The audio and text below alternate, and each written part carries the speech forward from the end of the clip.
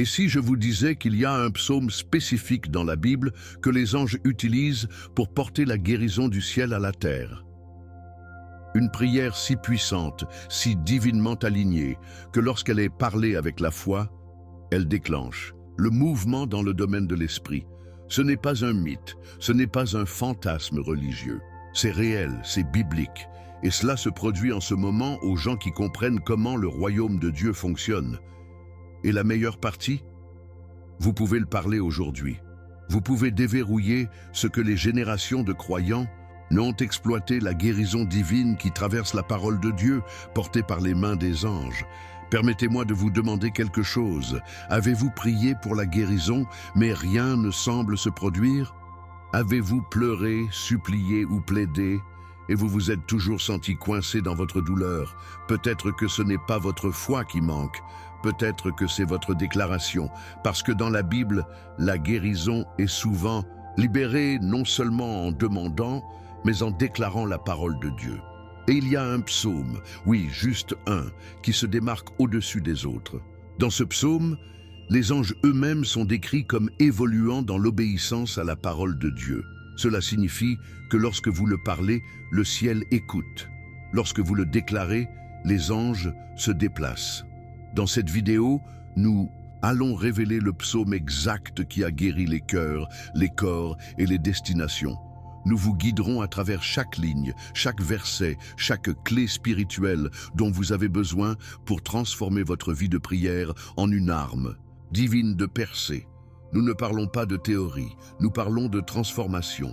Si vous attendiez la guérison, la clarté, le pouvoir dans vos prières, c'est le moment de se pencher, parce que Dieu est sur le point de vous montrer ce que l'ennemi ne voulait jamais que vous sachiez. Alors, restez avec moi jusqu'à la fin, car ce que vous êtes sur le point de découvrir pourrait changer non seulement votre santé, mais toute votre atmosphère spirituelle. Si vous croyez au pouvoir de la Bible, si vous faites confiance en Jésus-Christ et si vous savez que Dieu travaille toujours des miracles, alors ce message est pour vous. Préparez-vous à prononcer les mots que les anges portent sur le trône. Parce que la guérison ne vient pas, il est déjà disponible, vous avez juste besoin de le déclarer. Et s'il y a un psaume spécifique que les anges eux-mêmes portent dans la salle du trône de Dieu, chaque fois que la guérison est nécessaire sur terre, imaginez un passage si imprégné de pouvoir divin que lorsqu'il est parlé avec la foi, il résonne à la fois dans les domaines naturels et spirituels. Dans les Écritures, nous voyons que les anges ne sont jamais inactifs. Ils sont envoyés par Dieu pour les messages, la protection et oui, même la guérison. Hébreux 1,14 le montre clairement. Les anges se sont-ils mis en vigueur les esprits pour servir ceux qui hériteront le salut? Mais que se passe-t-il si certaines de ces affectations commencent lorsqu'un croyant sur terre parle un certain verset à haute voix dans la foi? Ce n'est pas seulement l'imagerie poétique. La Bible suggère quelque chose de bien plus puissant, que les mots, lorsqu'ils sont prononcés de la Bible, activent l'action dans le ciel. Et les anges, les agents célestes de Dieu, ne répondent pas à nos sentiments, mais à sa parole. Tout au long du récit biblique, les anges fonctionnent sous des instructions divines. Ils ne sont pas émus par l'émotion ou l'opinion, mais par des commandements qui viennent de la bouche même de Dieu. Dans Daniel 10, nous voyons un ange retardé par la guerre spirituelle jusqu'au moment où la prière de Daniel a traversé, une prière basée sur les Écritures et le timing divin. C'est pourquoi il n'est pas exagéré de croire que lorsque les croyants prient aujourd'hui en utilisant les Écritures, en particulier les psaumes, le ciel écoute et les anges agissent. Ils n'improvisent pas ou n'étaient pas indépendants, ils exécutent. Et si un psaume particulier s'aligne sur la volonté de guérison de Dieu, vous feriez mieux de croire que les anges écoutent, prêts à partir. Pensez-y maintenant. Les psaumes ne sont pas seulement de la poésie ancienne, ce sont des codes spirituels, des déclarations de vérité, de louange et d'intervention divine. Et il y a certains psaumes où la guérison n'est pas seulement implicite, c'est déclaré. Lorsque ces mots sont prononcés à haute voix, ils ne disparaissent pas dans les airs. Ils se lèvent comme de l'encens, comme l'illustre Apocalypse 5, 8. Des bols dorés pleins d'encens, qui sont les prières des saints. Pouvez-vous l'imaginer? Votre voix, tremblante mais fidèle, envoyant une prière si puissante qu'elle remplit un bol doré dans le paradis? Et à ce moment-là, un ange peut simplement être envoyé. Non pas à cause de qui vous êtes, mais à cause de ce que vous avez prié. Le monde spirituel répond à la parole éternelle de Dieu, pas nos sentiments temporaires. C'est pourquoi certaines prières ne se font pas, mais je ne vous déplace pas. Les mots avec les Écritures, quelque chose se déplace. Quand ils entendent le mot, en particulier les psaumes de guérison, ils sont donc la question de la guérison de ce temps, mais vous ne parlez pas les bons mots. Il se déroulera à travers la prochaine étape de sa puissance, Christ. Vous voyez, la guérison n'est pas toujours seulement de la médecine ou des mains humaines. Parfois, il s'agit de renforcement spirituel. Et Dieu, dans sa sagesse infinie, envoie des renforts sous la forme d'anges pour réaliser ce que le ciel a déjà déclaré. Maintenant, voici où cela devient vraiment profond. Les anges ne répondent pas à l'émotion humaine. Ils ne sont pas déclenchés par des larmes ou un désespoir. Ils sont activés par la parole de Dieu et la foi derrière elle. Dans le royaume de l'esprit, ce qui les fait bouger n'est pas à quel point vous pleurez, mais à quel point vous êtes alignés sur la volonté de Dieu. C'est pourquoi, lorsque vous priez dans la foi, sur la base des Écritures, cela met en mouvement une réaction en chaîne spirituelle. Pensez-y comme un protocole militaire divin. Lorsqu'un croyant déclare la guérison à travers les promesses de la Bible, les anges reconnaissent l'autorité de ce mot et se déplacent pour l'exécuter, parce qu'ils sont tenus d'obéir à la volonté du Père, pas au sentiment de la chair. Il y a un puissant exemple de cela dans l'histoire de l'emprisonnement de Pierre dans les Actes 12. La première église a prié sérieusement et un ange a été envoyé pour libérer Peter. Ce n'était pas seulement une coïncidence, c'est le résultat d'une opération spirituelle alimentée par la foi et alignée sur le dessein de Dieu. C'est la nature des anges, ils ne sont pas indépendants. Ils répondent au commandement divin et à l'obéissance spirituelle. Ainsi, quand quelqu'un se tient dans la prière avec un cœur ancré dans la Bible, en particulier dans les moments d'affliction, le ministère des anges est libéré. Ce n'est pas mystique, c'est biblique. Et ne manquez pas ceci, la guérison ne se présente pas toujours comme nous l'attendons. Parfois, c'est la main d'un médecin, parfois c'est une récupération surnaturelle, et d'autres fois, c'est la paix qui dépasse la compréhension. Mais derrière tout cela, les anges de Dieu se déplacent, malheureusement, fidèlement, sans relâche. Ils aident à provoquer ce que Dieu a promis. Et quand il s'agit de guérison, ils servent souvent de porteurs invisibles de confort, de force et de restauration. Ils travaillent en accord avec Jésus-Christ, qui est notre grand médecin, et avec le Saint-Esprit, qui intercède avec les gémissements trop profonds pour les mots. Donc, la prochaine fois que vous vous agenouillez pour prier pour la guérison, que ce soit pour vous-même ou pour quelqu'un que vous aimez, restez cette vérité. Vous ne priez pas seul. Si vous priez selon la Bible, avec la foi en Dieu et le nom de Jésus-Christ sur vos lèvres, vous ne parlez pas seulement dans les airs. Vous envoyez une aide. Vous engagez le protocole divin. Et les esprits ministres, ils sont prêts. Ils attendaient. Dans le sujet suivant, nous allons explorer comment vos mots mêmes, en particulier à partir des psaumes, sont reçus au paradis comme une offre parfumée. Alors, restez avec moi. Imaginez ceci, chaque fois que vous murmurez une prière, en particulier celle enracinée dans la parole de Dieu, elle ne se fait pas simplement disparaître dans l'air. Selon Apocalypse 5, 8, vos prières deviennent comme de l'encens, collectées dans des bols dorés dans le ciel. Imaginez cela un instant. Votre voix fragile, parfois tremblante, s'élevant dans la salle du trône de Dieu, non pas comme un écho dénué de sens, mais comme un parfum divin. Et quel genre de prière augmente le plus rapidement? Ceux ont forgé dans le feu des Écritures. Les psaumes ne sont pas seulement la poésie, ce sont des déclarations de foi, d'adoration, de guérison et de confiance en la puissance de Dieu.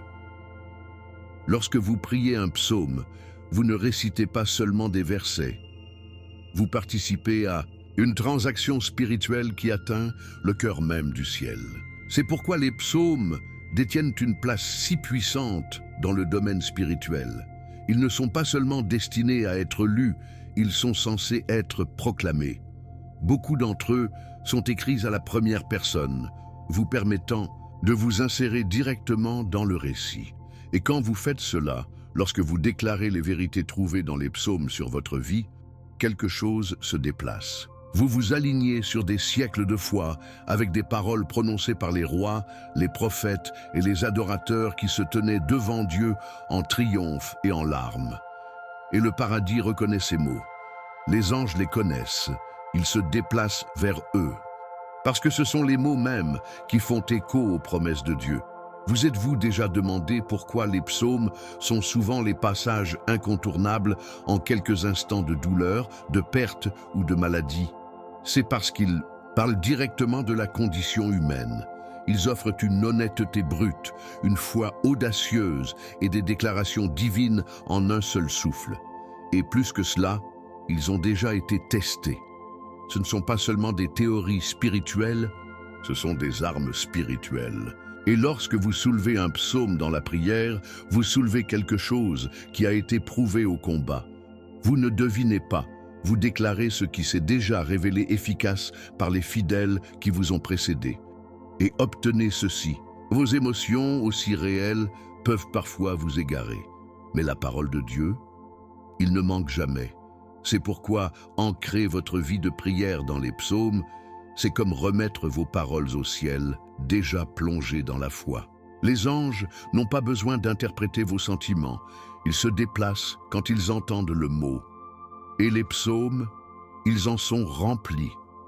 Chaque verset qui parle de la miséricorde, de la guérison, de la protection et de la délivrance de Dieu devient un ordre divin dans le domaine de l'esprit lorsqu'il est parlé dans la foi. C'est pourquoi certaines prières percent dans l'obscurité tandis que d'autres semblent tomber à plat. La différence n'est pas du volume, son alignement. Donc, si vous priez et vous vous demandez pourquoi rien ne change, il est peut-être temps de changer la langue. Commencez à prier dans les psaumes. Choisissez ceux qui parlent à la guérison, à la restauration, à l'amour sans faille de Dieu. Déclarez-les matin et nuit. Laissez-les devenir la bande originale de votre esprit. Parce que comme nous le verrons dans le sujet suivant, il y a un psaume particulier avec lequel les anges se déplacent, celui où leur obéissance à la parole de Dieu est directement liée à ses commandes. Et c'est peut-être le lien manquant dans votre vie de prière pour la percer. Le voici, le psaume qui ne parle pas seulement de la guérison, mais révèle comment les anges de Dieu interagissent avec lui. Le psaume 103 est une puissance spirituelle, une déclaration d'autorité divine qui coule du ciel dans votre vie lorsqu'elle est parlée dans la foi. Mais il y a quelque chose de particulièrement frappant au verset 20. Il relie l'obéissance des anges directement à la parole de Dieu. Pensez-y. Les anges, les plus puissants des êtres spirituels, ne passent pas impulsion ou plaidoirie humaine. Ils se déplacent lorsque la parole de Dieu est déclarée. Cela signifie que chaque fois que vous parlez du psaume 103 avec foi, vous ne lisez pas seulement, vous émettez une directive céleste à laquelle les anges sont chargés de répondre. Débauchons cela. Ce psaume commence non pas par les demandes, mais par des éloges. Bénissez le Seigneur, ô mon âme, un commandement de l'esprit à l'âme pour adorer le Dieu vivant. Et à partir de là, il se déroule dans une liste d'avantages qui proviennent de la présence de Dieu: pardon, guérison, rédemption, amour, satisfaction, renouvellement. Chaque phrase s'appuie sur le dernier, formant une déclaration riche en promesses et en puissance. Ce n'est pas seulement une méditation poétique, c'est un plan pour l'alignement divin.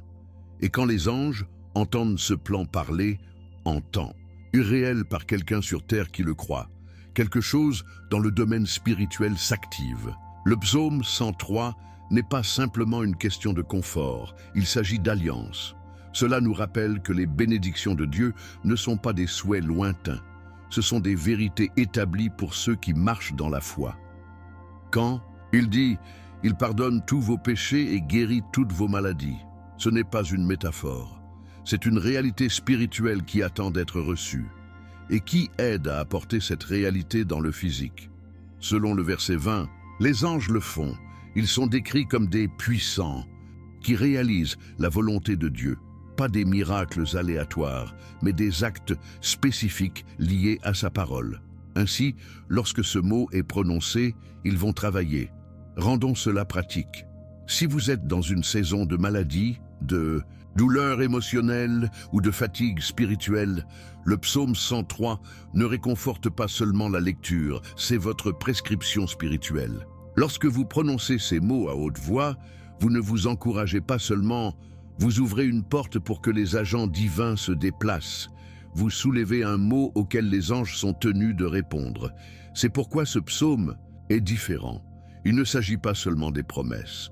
Il s'agit de savoir comment le ciel réagit à ces promesses lorsqu'ils sont déclarés avec la foi et l'autorité. Alors maintenant, nous l'avons identifié, le psaume qui décrit littéralement comment les anges sont activés par la parole de Dieu. Mais n'arrêtez pas ici. Dans le sujet suivant, nous allons nous concentrer sur un seul couplet de ce psaume, qui porte le cœur du pouvoir de guérison. C'est le rythme cardiaque du psaume 103, et quand vous comprenez ce qu'il déclare, vous verrez pourquoi le ciel et la terre en prennent tous les deux lorsqu'elle est parlée dans la foi. Allons plus loin. Ici, dans cette seule ligne, nous trouvons une vérité si puissante qu'elle résonne à travers le ciel et secoue les portes de l'enfer. Psaume 103, 3 ne nous donne pas un vœu espoir, il nous donne une assurance divine. Ce n'est pas partiel, ce n'est pas conditionnel et ce n'est pas vague. Le verset dit « tous vos péchés, toutes vos maladies ». Cela signifie que lorsque vous parlez ce verset à haute voix avec foi, vous ne récitez pas seulement la poésie religieuse, vous faites une déclaration prophétique qui a du poids dans les cours du ciel. Et les anges, ils entendent ce mot, ils le savent par cœur. Et quand vous le parlez, ils se souviennent de leur mission pour porter cette guérison dans votre vie selon la parole de Dieu. Ce couple du pardon et de la guérison n'est pas un accident. Dans l'économie de Dieu, la guérison n'est pas distincte du salut, il est inclus dans la même alliance. C'est pourquoi Jésus, lorsque vous guérissez l'homme paralysé dans Marc 2, a d'abord dit « Vos péchés sont pardonnés ». Puis il a dit « Levez-vous et marchez ». Ce n'était pas en panne, c'était un ordre divin. Le péché est souvent la racine et la guérison est le fruit. Donc, lorsque vous déclarez le psaume 103.3, vous vous alignez sur un principe spirituel, que lorsque Dieu pardonne, il restaure également. Et ce n'est pas seulement le corps, c'est l'âme, le cœur, l'esprit, chaque partie brisée ramenée sous la main du guérisseur. Alors, rendons cela réel. À quelle fréquence citez-vous ce verset lorsque vous êtes malade ou quand un être cher souffre? Sinon, c'est peut-être pourquoi la guérison se sent éloignée. Le mot n'est pas censé rester sur la page. Il est censé être prononcé, vécu et libéré avec foi. Le psaume 103.3 est une arme dans la guerre spirituelle. Cela ne se réconforte pas. Il confronte les mensonges de l'ennemi qui disent que la guérison est rare, retardée ou uniquement pour quelques élus. Ce verset dit que la guérison fait partie de votre héritage en tant qu'enfant de Dieu. Et ce n'est pas une conversation de motivation, c'est la vérité biblique. Et c'est là que les anges entrent. Rappelez-vous le psaume 103, 20. Ils interprètent sa parole. Cela signifie que lorsque vous parlez psaume 103, 3 avec audace et croyance, les anges ne regardent pas seulement, ils bougent. Ils portent une guérison comme le feu à travers le domaine spirituel pour le manifester sur terre. Pas à cause de qui vous êtes, mais parce que vous déclarez qui est Dieu. C'est lui qui pardonne, c'est lui qui guérit. Et quand vous dites cette vérité, vous créez une atmosphère d'espérance où le ciel touche la terre. Donc, la prochaine fois que la maladie frappe à votre porte, n'atteignez pas seulement la médecine. Profitez du mot.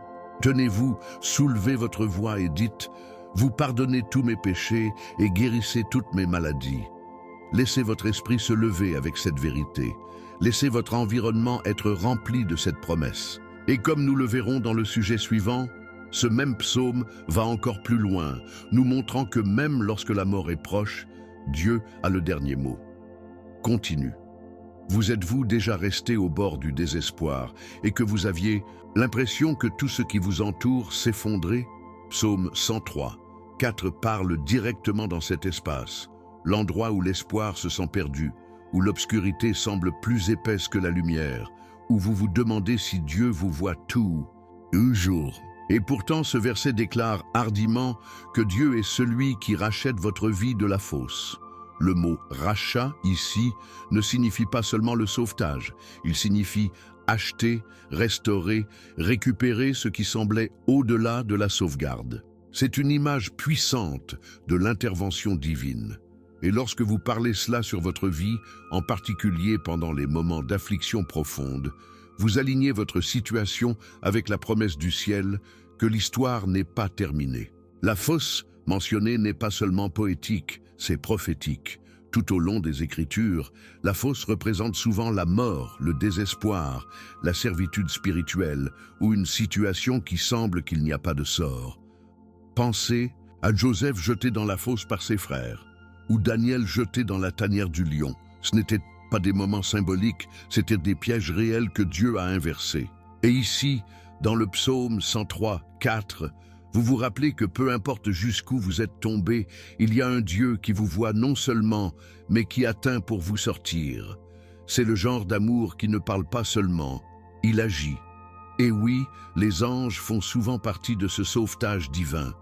Rappelez-vous comment Dieu a envoyé un ange pour fermer la bouche des lions dans Daniel 6, ou comment un ange est venu à Élie dans son moment le plus bas pour lui donner de la nourriture et de la force. Le ministère des anges, en temps de danger, n'est pas seulement un fantasme de l'Ancien Testament, c'est une réalité spirituelle aujourd'hui. Lorsque le psaume 103, 4 est déclaré avec foi, vous entrez dans ce même flux de sauvetage surnaturel. Vous invitez la réponse du ciel. Et à ce moment-là, les anges se déplacent, pas parce que vous êtes désespéré, mais parce que votre foi a activé le mot. Et ce mot dit, la rédemption est la vôtre. Mais cela ne se termine pas par la rédemption. Regardez la deuxième partie du verset. Et vous couronne avec amour et compassion. C'est là que la restauration va au-delà de la guérison. Elle devient un honneur. Après que Dieu vous ait sorti de la fosse, il ne vous époussetait pas. Il vous élève, il vous couronne. Dans l'imagerie biblique, une couronne signifie l'autorité, la victoire et la faveur divine. Il ne s'agit pas seulement de survie, il s'agit de transformation. Et les anges, ils célèbrent, ils participent à ce couronnement divin, vous entourant de la présence de l'amour et de la miséricorde de Dieu. Donc, si vous vous sentez enterré aujourd'hui, par crainte, par maladie, par honte, le psaume 103, 4. Déclarez que vous servez un Rédempteur spécialisé dans les sauvetages impossibles. Laissez vos paroles se lever comme de l'encens et croyez que le ciel n'est pas silencieux. Au fur et à mesure que nous passons au sujet suivant, nous explorerons une autre promesse de ce psaume qui parle non seulement de la guérison, mais de la force. Parce que parfois, la bataille ne consiste pas à survivre à la douleur. Il s'agit de retrouver votre pouvoir. Il y a quelque chose de majestueux dans un aigle qui est difficile à expliquer jusqu'à ce que vous le voyiez. Il ne tourne pas de panique comme des oiseaux plus petits. Il monte calmement, régulièrement, transporté par des courants invisibles de vent. Et le psaume 103, 5 nous dit que Dieu renouvelle nos jeunes comme ça. Ce n'est pas seulement la beauté poétique, c'est la vérité spirituelle. Lorsque vous marchez avec Jésus-Christ et faites confiance aux promesses de Dieu, votre force n'est pas seulement restaurée, elle est transformée. Vous n'êtes pas censé ramper à travers des épreuves, vous êtes censé vous élever au-dessus d'eux. Et ce type de renouvellement n'est pas un battage médiatique émotionnel, c'est surnaturel.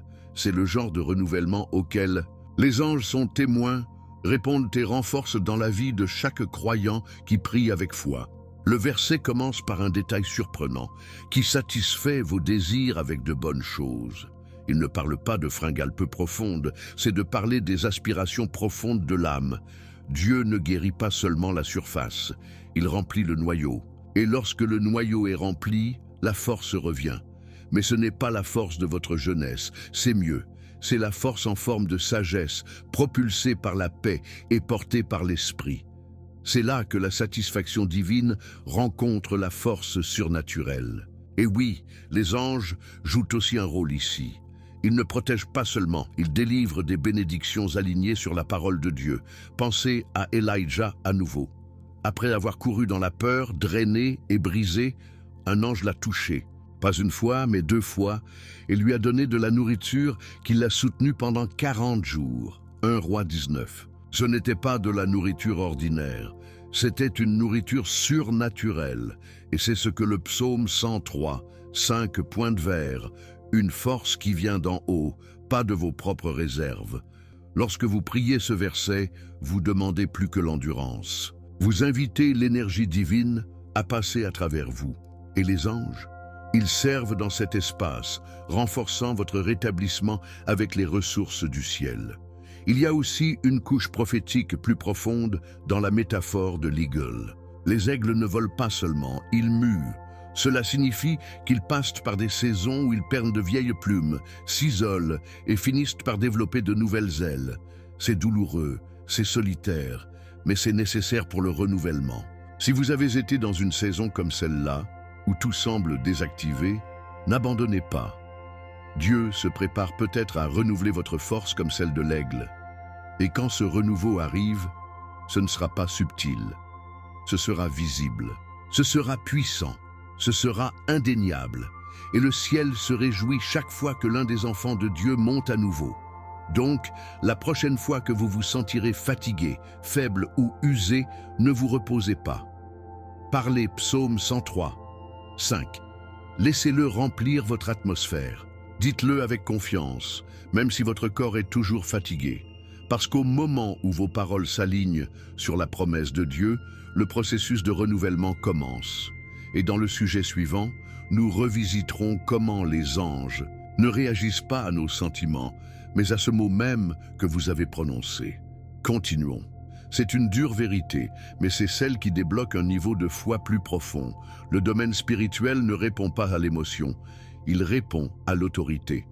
Vous pouvez pleurer, mendier et plaider avec toute la sincérité du monde, mais si vos paroles ne sont pas fondées dans la parole de Dieu, les anges ne bougeront pas. Pourquoi? Parce que les anges sont sous commande. Le psaume 103, 20 nous rappelle que ces puissants êtres obéissent à sa parole, pas nos inquiétudes, pas notre désespoir. Ils n'agissent pas sur la peur, ils agissent sur la foi. Et cette foi est démontrée lorsque nous parlons ce que Dieu a déjà dit.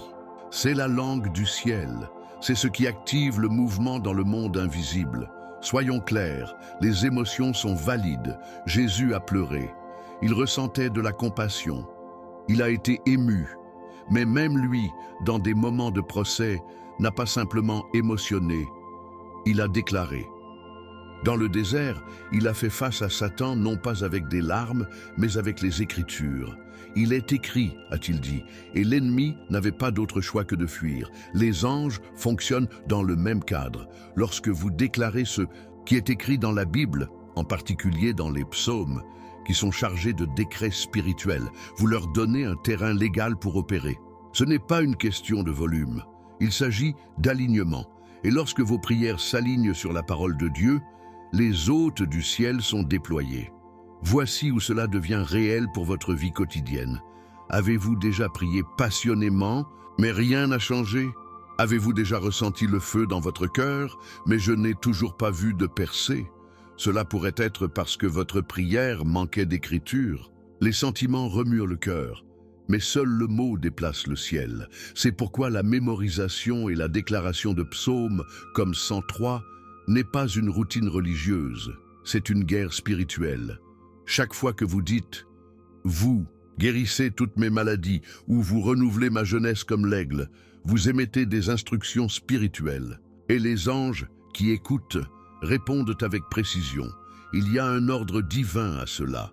Tout comme un soldat ne bouge pas tant que les ordres du commandant, les anges attendent le mot.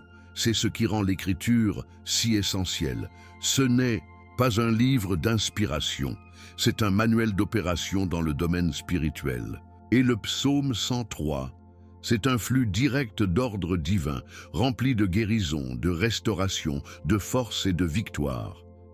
Lorsque vous le parlez avec foi, vous ne priez pas seulement, vous vous associez. Vous entrez en accord avec les plans de Dieu et appelez ce qui a déjà été promis. Et les anges sont affectés à l'exécuter. Alors que nous continuons, demandez-vous, mes prières sont-elles émotionnelles ou scripturaires? Est-ce que je suis juste en train d'espérer que Dieu m'entend ou est-ce que je déclare ce que je sais qu'il a déjà parlé? Parce que lorsque vos paroles reflètent les siennes, les anges se déplacent. Et dans le sujet suivant, nous explorerons exactement comment vous pouvez utiliser le psaume 103 comme prescription quotidienne pour la guérison, la répartissant avec la puissance, la répétition et la connexion personnelle. Allons plus loin. Le psaume 103 n'est pas seulement quelque chose à lire lorsque vous vous sentez spirituel, c'est une arme que vous êtes censé manier. Lorsque vous l'utilisez dans la prière, vous ne récitez pas seulement des versets, vous entrez dans un motif divin qui aligne le ciel et la terre. Mais voici la clé, ne le parlez pas passivement, rendez-le personnel, transformez chaque ligne en une conversation directe entre vous et Dieu. Au lieu de dire « Il pardonne tous vos péchés », dites « Vous pardonnez tous mes péchés ». Au lieu de lire « Il guérit toutes vos maladies », déclare « Vous guérissez mes maladies ». Ce passage de la troisième personne à la première personne transforme le psaume d'une mémoire biblique à une réalité vivante. Vous n'avez pas besoin d'être poétique, vous devez être intentionnel. Répétez-le comme la médecine, le maître et la nuit. Parlez-le lorsque vous vous sentez fort et lorsque vous vous sentez faible.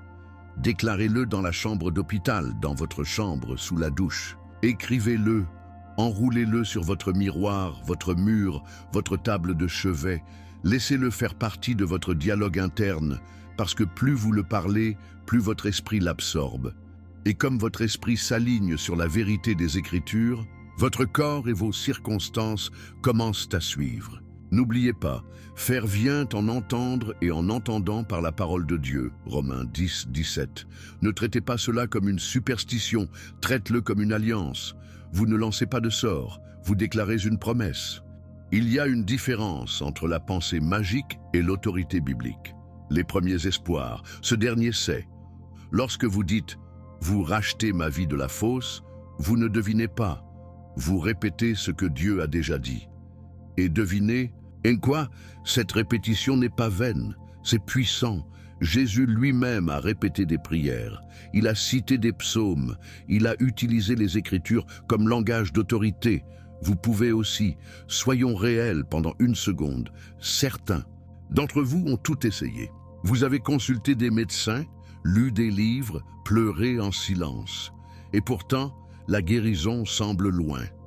Cela pourrait-il être parce que l'arme dont vous avez besoin est déjà entre vos mains, mais vous ne l'avez pas utilisée avec cohérence? Le psaume 103 est plus qu'un texte de confort, c'est votre déclaration. Utilisez-le, combattre avec ça. Laissez-le façonner votre état d'esprit et déplacer votre atmosphère. Et rappelez-vous, chaque fois que vous le parlez, les anges écoutent, attendant que leur affectation soit confirmée par votre foi. Dans le sujet suivant et dernier, nous allons tout lier ensemble. Vous découvrirez que lorsque vous prononcez ces mots avec foi, vous n'êtes jamais seul. Parce que même dans votre prière la plus silencieuse, le paradis n'est pas silencieux. Il y a une armée en mouvement. Il y a quelque chose de saint qui se produit lorsque vous dites la parole de Dieu avec la foi. Ce n'est pas seulement le « son », c'est un signal. C'est une déclaration qui se répercute au-delà du physique et du spirituel. Lorsque vous déclarez le psaume 103 dans la foi, le paradis ne vous entend pas seulement. Heaven répond. Les anges commencent à bouger, l'atmosphère se déplace. Et même si votre chambre est silencieuse, même si vous êtes tout seul, vous ne priez pas par vous-même. Il y a une armée divine qui entoure ceux qui parlent la parole de Dieu. Et, quand vous dites « Vous guérissez toutes mes maladies », vous n'espérez pas seulement le changement, vous vous associez au royaume. L'Écriture nous dit en Hébreux 12, 22 que nous sommes arrivés à une innombrable compagnie d'anges. Cela signifie que chaque fois que vous priez avec la Bible comme fondation, vous êtes rejoint par un hôte spirituel que vous ne pouvez pas voir, mais cela vous voit absolument. Ils ne répondent pas au bruit de la peur, ils répondent au son de la foi. Et le psaume 103, c'est l'un de ces passages qui attire leur attention. Lorsque vous le parlez, ils se penchent. Ils ne planent pas seulement, ils agissent, parce qu'ils sont en mission. Et vous, en tant qu'enfant de Dieu, avez le droit de parler ces affectations en mouvement. Trop de gens prient comme si le paradis était éloigné et non intéressé. Mais la Bible dresse une image très différente. Cela nous montre un Père qui entend, un Sauveur qui intercède, un Esprit qui gémit avec nous et des anges qui se déplacent en réponse à ses ordres. C'est pourquoi ce psaume est si vital. Ce n'est pas un poème, c'est un plan. Cela n'inspire pas seulement, il s'active. Et lorsqu'il est parlé à haute voix, en particulier dans les moments de douleur, de faiblesse ou d'incertitude, il devient le son même que l'enfer redoute et les honneurs du paradis. Alors, ne laissez pas vos doutes à noyer vos déclarations. Parlez-le même lorsque vous avez peur. Parlez-le même lorsque rien n'a encore changé. Parlez-le lorsque le diagnostic est mauvais, quand la nuit est lourde, lorsque la guérison n'est pas arrivée mais vous croyez qu'elle arrive. Parce que la foi ne consiste pas à voir en premier. Il s'agit de parler en premier. Il s'agit de faire confiance que ce que Dieu a dit est déjà en mouvement. Et vos paroles s'alignent sur cette vérité, et quand vous le faites, vous rejoignez un saint cœur qui inclut les anges, les saints et le ciel lui-même déclarant « Bénis le Seigneur, ô mon âme ». Maintenant, prenez tout ce que vous avez appris et parlez-le hardiment, parce que le psaume 103 est plus que réconfortant. C'est une arme, une bouée de sauvetage, un décret. Et lorsque vous le déclarez avec foi, vous pouvez être sûr, vous n'êtes jamais seul dans cette prière. À venir ensuite, nous allons conclure avec une introduction si puissante qu'elle rendra tout le message impossible à ignorer. Alors, maintenant que vous connaissez le psaume qui active le mouvement angélique et libère la guérison divine, comment l'utiliserez-vous? Laisseras-tu le laisser reposer sur la page ou le parleras-tu dans votre vie tous les jours? Je veux avoir de vos nouvelles. Avez-vous déjà expérimenté la guérison après avoir déclaré une écriture dans la foi? Ou découvrez-vous maintenant le pouvoir de prier les psaumes? Déposez votre réponse dans les commentaires, je vais lire tout le monde. Et si cette vidéo ouvrait les yeux, n'oubliez pas de vous abonner à la chaîne et de frapper la cloche de notification afin de ne jamais manquer un autre message qui pourrait transformer votre esprit et enflammer votre foi. Ce voyage ne se termine pas ici, ce n'est que le début. Je suis Marco et je te verrai dans la prochaine révélation.